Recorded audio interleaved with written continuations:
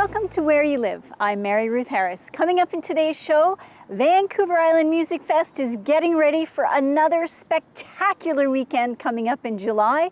We're going to chat with Doug Cox about the musicians coming and some of the volunteers about what their role will be this year. But first, we are here in the town of Comox at St. Joseph's Hospital. Doesn't look like the hospital today though, does it? We've got movie lights, we've got movie tents, because there's a movie being filmed here.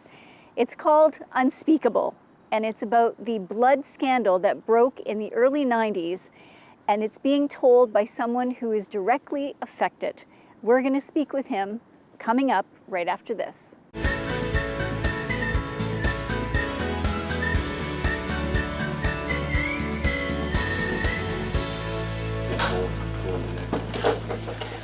Let's roll. Oh, hold on. I see you, Kathy. Can you close that door, please? Or Quince, can you close that door anyway out, please? Thank you. Roll sound, please.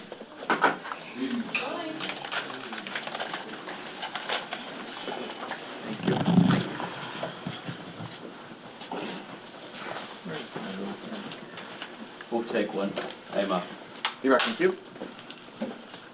Set. Background action and action.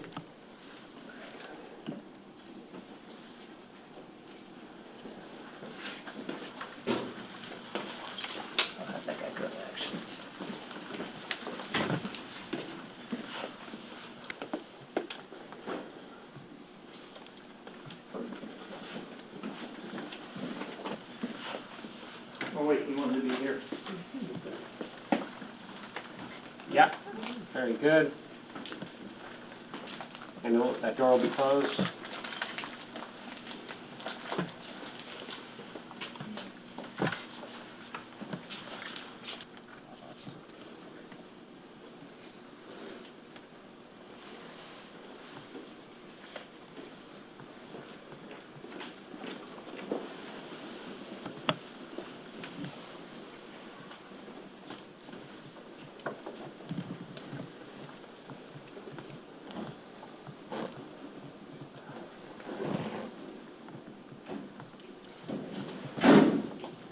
Cut! You're watching Where You Live. I'm Mary Ruth Harris. Joining me, Robert Cooper. We are in the old St. Joseph's Hospital here in Comox, and you are shooting an 8-part series called Unspeakable. Tell us about the background. It's about the tainted blood scandal in Canada that started early 80s as HIV/AIDS was emerging in the US and starting to kind of come into Canada and eventually kind of infiltrated through the blood system. And the show focuses a lot on hemophiliacs who were largely victimized. They require blood product, and having HIV in the system affected them greatly. It was a roughly 70–80% or more in some cases of hemophiliacs ended up contracting HIV. Wow. And it wasn't just HIV, it was also Hep C, right? Correct. At the time, they didn't even know what Hep C was. In fact, when I first found out that I was exposed, it was called non-A, non-B. They just didn't know what it was or really what it did. Eventually, obviously, it became, they discovered the virus and became a little more well-known. They only could tell because your liver enzymes were elevated. Right. What was your motivation, how did this idea come to you?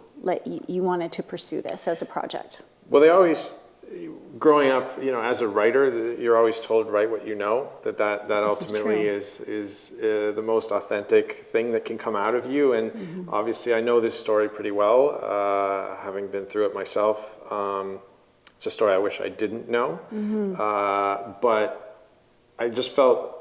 Certainly, I went through quite a long journey living with the disease for roughly 30 years. I went through a number of treatments to try and get rid of it, and in 2014, I was finally cured. Awesome. And I think at that point, I sort of looked back at the experience and felt it was one of the most important things that had happened to me in my life, and knew a lot of people as well through the community that were also affected by it. And no one else was telling the story, and I thought, I guess maybe I'm uniquely qualified to give it a try. When did you start writing it?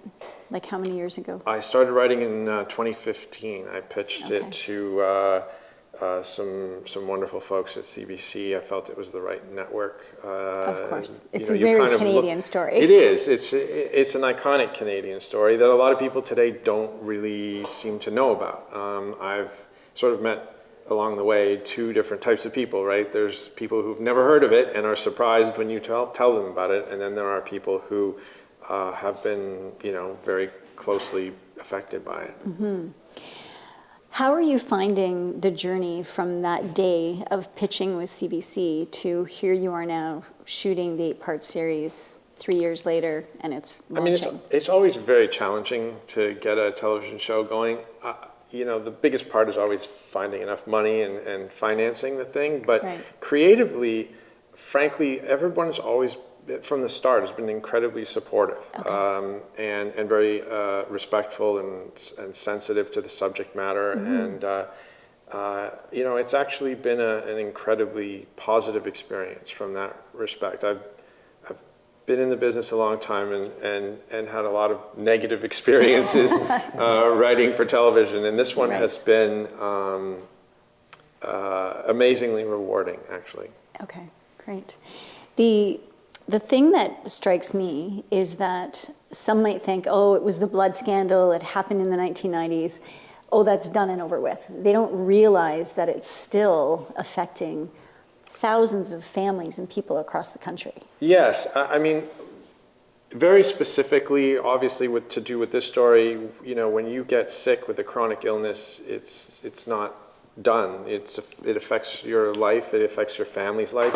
And for those who lost children, I mean, there's no worst thing in the world you can really imagine, and you never get over that. Right. I've obviously talked to a number of people who lost children, and it's just almost indescribable the way their life changes. And one of the things we wanted to do with the show was really track and show how a tragedy affects people 10 years down the road, 20 years down the road, 30 Right. years down the road, and how the illness has impacted them over that time. I spoke to a guy who is very fortunate. He was co-infected with both HIV and Hep C, and we were just talking a couple of years ago about the fact that the medications are getting better and better, and Right. and he's kind of reaching a point of which you would call stability. And I said, well, when did you realize that you were going to live? Like, when did that sink in? And his answer was, I'll let you know. This is a guy who would go for blood tests every 3 months, and at any point could have been taking a turn for the Right. worse and found out that he was going to die. Right. Well, it sounds like it's going to be an amazing presentation of a very difficult subject. And I think the timing is right because I know that the funding has actually hit a bit of a roadblock and the government's trying to figure out how to move forward to finish the Well, yeah, we're at a compensation.